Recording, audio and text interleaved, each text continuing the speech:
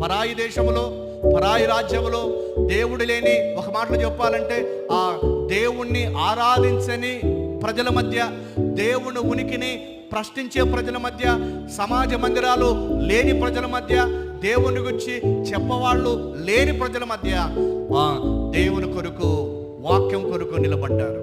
మమ్మల్ని పరీక్షించండి, మాకు ఆ భోజనం వద్దు, మాకు ఆ పానీయం వద్దు, మేము ఏదైతే మేము కోరుకుంటామో దాన్నే మాకు నియమించండి అని దానియేలు అడుగగా దానియేలు 10 రోజులు పరీక్షించారు. ఈ ఆహారం మాకు అవసరం లేదా, ఈ ఆహారం మీకు అవసరం లేదంటే లేదు మమ్మల్ని పరీక్షించండి.